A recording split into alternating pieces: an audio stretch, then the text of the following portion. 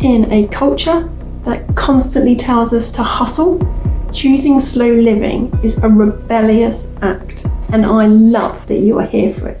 Do you feel like you're in a never-ending cycle of having to do more, to be more, to have more? Hustle culture has us on a treadmill, but actually this treadmill prevents all those things from actually happening. But there is another way that you can start to live your life, a way that's actually going to give you all the things that hustle culture promises you and fails to deliver, a way that you can actually do the things that you enjoy the things that you have, just live a more enriched, calm, peaceful, pleasant life. So I'm Emily.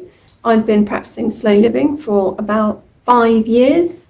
I'm a working mum to 2 youngish children, and I know what it's like to be caught in hustle culture. I once joined a multi-level marketing company. I was boss babing it with all the rest, and I look back now and it was just insanity. Hustle culture has us believing that what we want is on the other side of stress and sacrifice and pain. Hustle culture promotes that you as you are not enough, and that you should be making more of yourself. And rather than achieving what we set out to achieve, we actually end up in burnout, we end up in misery, and we end up in stress. The idea that you can't enjoy life unless you're driving a brand new car and you've got X amount of money in savings and you're bringing in 10 grand a month.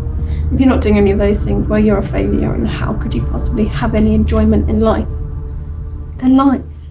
You can be fulfilled, you can have a beautiful life without needing to strive and hustle. You can find pleasure in the small things, you can be grateful for what you have, and you can slow down your pace of life so that you can appreciate what is around you. You can step off that treadmill and literally smell the flowers.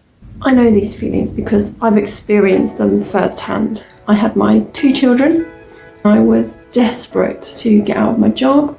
I wanted some income, a side hustle that would provide for me so that I'd actually be able to stay at home with my family. That was what I really wanted. I wanted more time with my family. And I got sucked into a multi-level marketing, an MLM, a pyramid scheme that really instilled the values of hustling. If you were sitting down to have a cup of tea, well, you should be messaging potential clients. You should be posting on Facebook and Instagram like 2 or 3 times a day, showing your amazing life, hoping that you would attract people. Again, telling lies really. There was no time, the thing that actually was what I was really craving. And I was doing this for a couple of years and I made very little money. I got incredibly tired. I felt like I was not really myself during that time actually. I had to take on a different persona, and it was really, really tiring. It was from that point really that I started to think, maybe this is a bit twisted, maybe I've got this twisted, maybe I've got some of these things wrong. I'm tired, I'm exhausted, I'm not enjoying my life, what am I doing?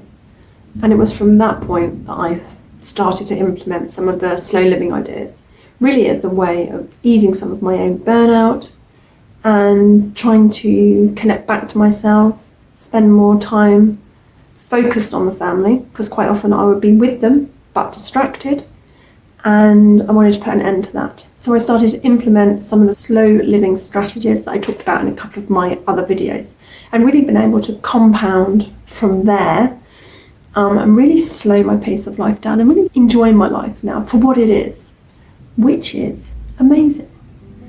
Am I living in a mansion? No. Am I driving the latest car? No. Do I need a new kitchen? Yes, all those things. They don't matter as much as you think they do. They don't bring you happiness. This is really cliched.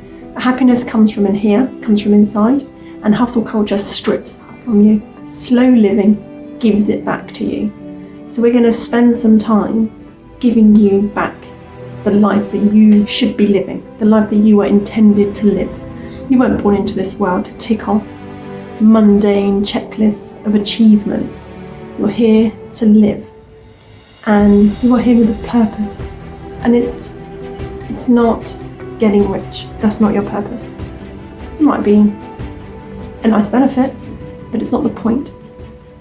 So what is the promise of slow living? What does choosing slow living actually get you?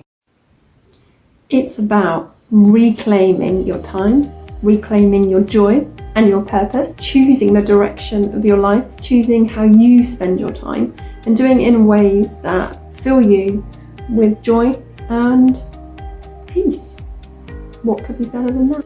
Slow living enables you to take the focus off the external stuff, the stuff that's going on around you, and focus on what is happening in the moment. And it takes away all the stress from everyday life. I'm not saying you're going to be totally stress-free. We still have busy days, we still have stresses. The point is that you can manage them because you're not always overwhelmed. So when a difficult day comes up, or you've got a busy deadline, something like that, you have the time and the strategies in place to manage that. You're not going to have the straw that breaks the camel's back, because the camel's back isn't under extraordinary pressure. It's strong, it's carrying the right amount. And that's individual. What's really great for one person is too much for someone else. So it's about finding your balance and your pace of life and sticking to that, setting commitments and saying this is what's right for me. Slow living takes time to master, and it's a continuous process. I've been doing it for 5 years. I'm still not 100% there. There's still stuff that I can slow down even more. Although it's a continuous process, you can start now, and you can start with some very simple things.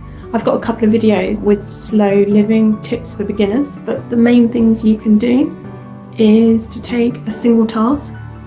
So I use an example of making a cup of tea and practice that slowly.